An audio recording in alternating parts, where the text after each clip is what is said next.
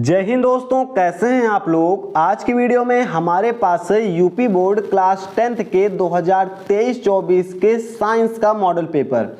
और ये पेपर आप लोगों की बोर्ड एग्जाम की दृष्टि से बहुत ही महत्वपूर्ण है, ये आप ध्यान में रखिएगा।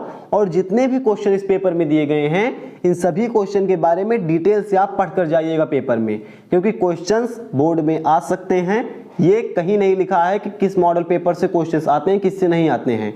लेकिन अगर आपकी तैयारी अच्छी है तो आप इस मॉडल पेपर को भी अच्छे से सॉल्व कर लेंगे, और जब इसको आप अच्छे से सॉल्व कर लेंगे तो आप बोर्ड को तो अच्छे से सॉल्व कर ही लेंगे। चलिए देखते हैं किस तरह से क्वेश्चंस इस मॉडल पेपर में बोर्ड एग्जाम के पूछे गए थे और किस तरह से क्वेश्चंस आपके बोर्ड एग्जाम में आएंगे।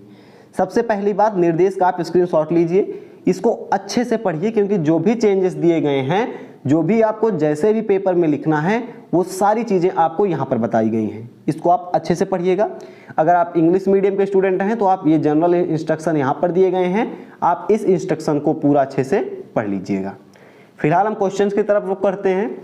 तो हमारा पहला क्वेश्चन है, एकदम आसान सा है, बच्चों वाला है। निम्न में से कौन सा पदार्थ लेंस के लिए प्रयोग किया जाता है? तो ये तो सभी को पता है, क्या प्रयोग किया जाता है? कांच प्रयोग किया जाता है लेंस के लिए। अभिनेत्र लेंस की फोकस दूरी में परिवर्तन किया जाता है, तो राइट आंसर है पश्चमाभि पेशियों द्वारा किया जाता है, यानी कि ऑप्शन नंबर सी आपका सही है।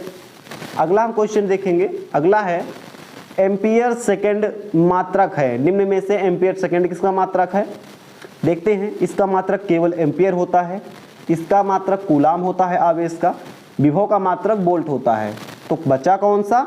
तो ये वाला ऑप्शन बचा, यानी कि ये आपका डी वाला ऑप्शन सही हो जाएगा, इनमें से कोई नहीं। फिर आगे हमारा, एक अवतल दर्पण की वक्रता त्रिज्या 12 सेंटीमीटर है, आर आपको 12 सेंटीमीटर दिया गया है, एफ बताना है। आपको पता है आर बराबर होता है 2f होता है, तो यहाँ से आपका आ जाएगा राइट आंसर 6 सेंटीमीटर। 2 बार दिया गया है, +6 -6, तो अवतल दर्पण है, तो ये आपका हो जाएगा -6 वाला ऑप्शन सही हो जाएगा। एक उत्तल लेंस की क्षमता 2 डायोप्टर है, इसकी फोकस दूरी आपको पता है कि P बराबर होता है 1/f मीटर या 100/f सेंटीमीटर। तो आप ऐसा करेंगे तो आपका आंसर आ जाएगा, कितना आ जाएगा? 50 सेंटीमीटर आ जाएगा। आगे बढ़ेंगे हम। आगे हमारा क्वेश्चन है, उत्तल दर्पण से बनने वाले प्रतिबिंब की प्रकृति होती है, उत्तल दर्पण से सीधा और आभासी बनता है, बी वाला ऑप्शन आपका सही हो जाएगा। फिर है, वैद्युत आवेश का मात्रक। वैद्युत आवेश का मात्रक क्या होता है? अभी हमने देखा कूलाम होता है। फिर आगे बढ़ेंगे, ऊष्माशोषी अभिक्रिया है। निम्न में से ऊष्माशोषी अभिक्रिया कौन सी है? तो इसमें 4 ऑप्शन आपको दिए गए हैं, और चारों ऑप्शन में मुझे एकदम कंफर्म नहीं हो पा रहा है कौन सा ऊष्माशोषी है, कौन सा ऊष्माक्षेपी है। अगर आपने कॉन्सेप्ट को अच्छे से पढ़ा है तो आपको याद हो, क्योंकि आप 10th में हैं, मैं 10th क्रॉस कर चुका हूँ, तो इसलिए थोड़ा सा डाउट है। तो नहीं बताएंगे, आप इसको खुद से सर्च कीजिएगा। शुद्ध जल का पीएच मान 7 होता है, एकदम आसान सा है ये। फिर लेड नाइट्रेट का रासायनिक सूत्र है PbNO3⁻², ये है 3 का ट्वाइस होता है, इसको बोलते हैं। ये वाला ऑप्शन आपका बी वाला सही हो जाएगा। निम्नलिखित में प्रबल क्षार है, KOH प्रबल क्षार है, बाकी ये सभी चीजें जो जितने क्षार हैं ये कमजोर क्षार हैं। ऑक्सैलिक अम्ल का प्राकृतिक स्रोत है टमाटर। फिर है, जिप्सम का रासायनिक सूत्र CaSO4 × 2H2O, ये हो जाएगा आपका जिप्सम का रासायनिक सूत्र। मनुष्य के हृदय में कोष्ठकों की संख्या होती है। एक बार आप कोशिश कीजिए बताने की कि मनुष्य के हृदय में कितने कोष्ठक होते हैं।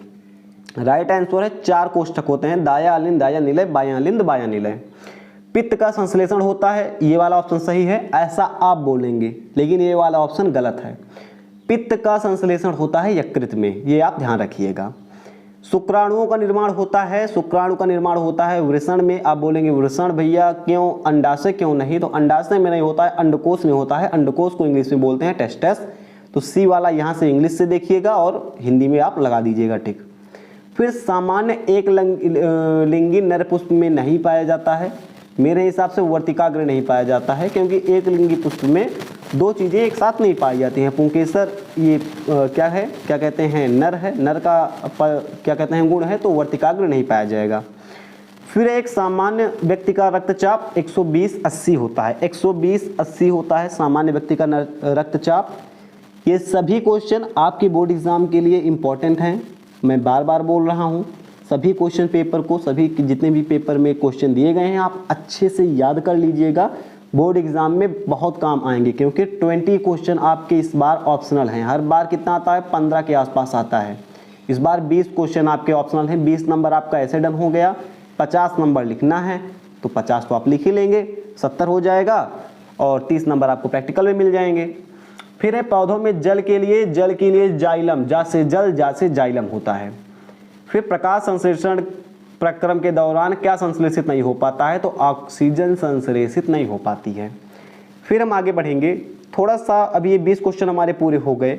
अब जितने भी क्वेश्चन दिए गए हैं ये सभी क्वेश्चन हमारे लिखने वाले क्वेश्चन हैं, 4-4 नंबर के क्वेश्चन हैं।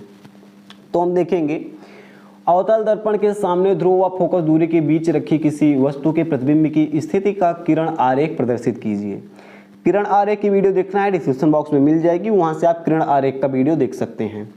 फिर वायु के सापेक्ष कांच तथा जल का अपवर्तनांक कितना है, तो ज्ञात कीजिए कि जल के सापेक्ष कांच का अपवर्तनांक, कांच के सापेक्ष जल का अपवर्तनांक। एकदम आसान है, ये आपके शुरू में आपके टीचर ने जरूर कराया होगा।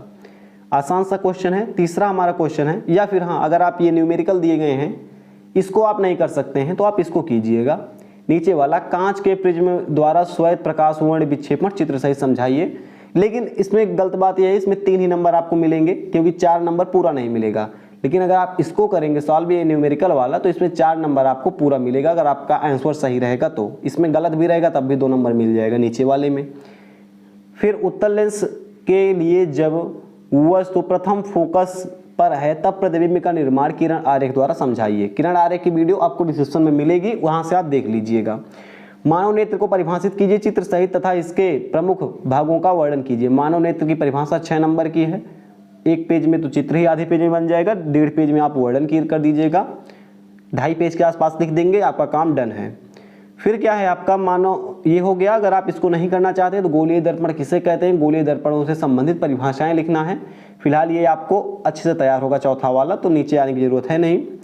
अब चयन उपचयन अभिक्रियाएं most important for board exam, ये भी मोस्ट इंपॉर्टेंट है, तो क्वेश्चन आपके ये मोस्ट इंपॉर्टेंट है। आगे है विरंजक चूर्ण का सामान्य गुण उपयोग, ये भी मोस्ट इंपॉर्टेंट। अम्ल क्षारों के सामान्य गुण, ये भी मोस्ट इंपॉर्टेंट है। पीएच मान क्या है, दैनिक जीवन में पीएच का महत्व आपको बताना है, जो कि भी आपने देखा पीएच मान 7 होता है शुद्ध जल का। धमनी शिरा में 4-4 अंतर, मोस्ट इंपॉर्टेंट। फिर एक अनावृत बीजी पौधे में निषेचन के बाद होने वाले परिवर्तनों का विवरण दीजिए, ये आपको करना है। मनुष्य में दोहरे परिसंचरण तंत्र की व्याख्या करनी है, दोहरे परिसंचरण की। मानव मस्तिष्क की संरचना का वर्णन करना है। फिर आपको क्या करना है, मानव के मादा जनन तंत्र का अंग बनाना, जनन तंत्र का सचित्र वर्णन करना है, यानी चित्र बनाना है जनन तंत्र का, मानव जनन तंत्र का, मानव में मादा जनन तंत्र का। फिर या फिर अगर आप चित्र नहीं बना सकते हैं तो आप मस्तिष्क का वर्णन कर दीजिए, इसमें भी आप चित्र बनाएंगे तो दोनों में आपको अच्छे नंबर मिलेंगे। दोनों में आप कोई भी कर सकते हैं, चित्र आपको दोनों में बनाना पड़ेगा तभी आपको पूरे नंबर मिलेंगे। तो चाहे आप ये वाला कर दीजिए चाहे ये वाला कर दीजिए। तो इतना ही था दोस्तों आज के पेपर में, ये सभी क्वेश्चंस थे। आई थिंक आपने इस सभी क्वेश्चंस को एक बार पढ़ा होगा और इसका आप प्रैक्टिस कीजिएगा, कॉपी में लिखने की कोशिश कीजिएगा। फिलहाल इस वीडियो में इतना ही था। ये वीडियो आपको कैसे लगी आप हमें कमेंट करके बताइएगा। हम मिलेंगे इसे किसी नेक्स्ट वीडियो में। जय हिंद।